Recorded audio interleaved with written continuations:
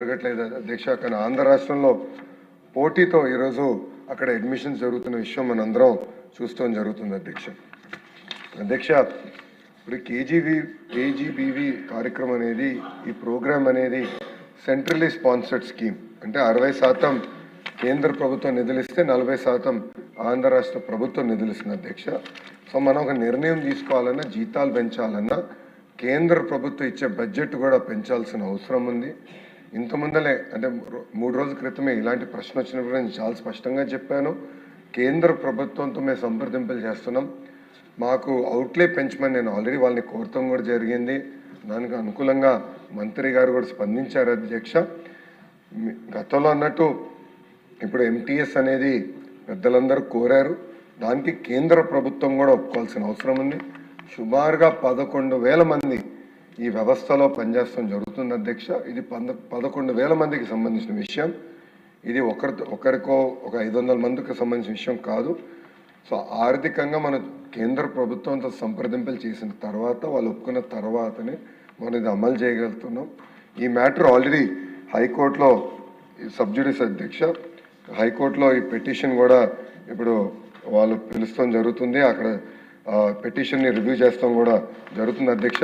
ఈ పిఏబి కేంద్ర ప్రభుత్వం అప్రూవ్ చేసిన తర్వాత తప్పనిసరిగా జీతాలు పెంచే బాధ్యత మేము తీసుకుంటాం అధ్యక్ష. అంతేకాకుండా అధ్యక్ష, గౌరవ సభ్యులు ఒక విషయం తెలియజేయదలుచుకున్నాను. 100% రిజల్ట్స్ బాగా వస్తున్నాయి. వాళ్ళ జీతాలు పెంచాల్సిన బాధ్యత అటు కేంద్ర ప్రభుత్వం పైన, ఇటు రాష్ట్ర ప్రభుత్వం పైన ఉంది. అంటే ఎలాంటి సందేహం లేదు. అది చెప్తూ నేను గౌరవ సభ్యులకు తెలియజేసేది ఏంటంటే, ఇతర రాష్ట్రాలతో పోల్చితే మన రాష్ట్రంలోనే ఎక్కువ జీతాలు చెల్లిస్తూ జరుగుతుంది అధ్యక్ష. ఆల్రెడీ ఇతర రాష్ట్రాల కన్నా మనం ఎక్కువ ఇస్తున్నాం. చేయాల్సిన అవసరం ఉంది. నాకు ఇది అవగాహన ఉంది. గౌరవ సభ్యులు కూడా నన్ను కలుస్తాం జరిగింది. అందుకే నేను ధర్మేంద్ర ప్రధాన్ గారు కలిసినప్పుడు మాకు బడ్జెట్ పెంచమని నేను కోరటం కూడా జరిగింది అధ్యక్ష. అది తప్పనిసరిగా మేము ఫాలోఅప్ చేస్తాను గౌరవ సభ్యులు తెలియజేస్తున్నా. అంతేకాకుండా డిఎస్సి గురించి గౌరవ సభ్యులు ప్రస్తావించారు అధ్యక్ష. గతంలోనే గత సంవత్సరంలోనే 16,000 మంది ఉపాధ్యాయుల్ని మనం నియమిస్తాం జరిగింది. ఈ సంవత్సరం ఉగాది నాటికి మెగా జాబ్ క్యాలెండర్ ఇవ్వాలన్న లక్ష్యంతో మేము అందరం పనిచేస్తున్నాం. చెప్తాను చాలా తేలికైంది అధ్యక్ష. వర్టికల్ హారిజాంటల్ రిజర్వేషన్ చేయాల్సిన అవసరం ఉంది. ఇప్పుడు మళ్ళీ జోనల్ రీనోటిఫికేషన్, ప్రెసిడెన్షియల్ ఆర్డర్ వచ్చింది, రీనోటిఫికేషన్ చేయాల్సిన అవసరం ఉంది.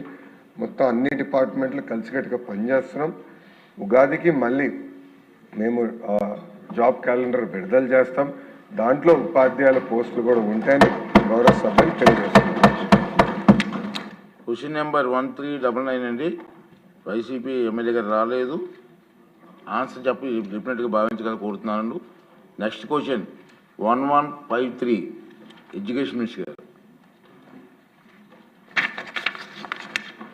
అధ్యక్ష, మొదటి ప్రశ్నకి సమాధానం అవునండి. రెండో ప్రశ్నకి సమాధానం అనుబంధం 1లో వివరాలు ఉన్నాయి. మూడో ప్రశ్నకి సమాధానం అన్ని ప్రభుత్వ పాలిటెక్నిక్స్లో ఉన్న క్రిటికల్ ఇన్ఫ్రాస్ట్రక్చర్ మొత్తం మేము రీఅసెస్ చేస్తాం జరుగుతుంది. ఆ పనులని ఫేజ్ మేనర్గా మేము పూర్తి చేస్తాం. అతిథి గారు. ధన్యవాదాలు అధ్యక్ష. ఏపీ మీరు ఎడ్యుకేషన్ మినిస్టర్ అయిన వెంటనే ఏపీ మళ్ళీ ఊపిరి అనేది పీల్చుకుంటుంది అధ్యక్ష. మనం చూస్తుంటే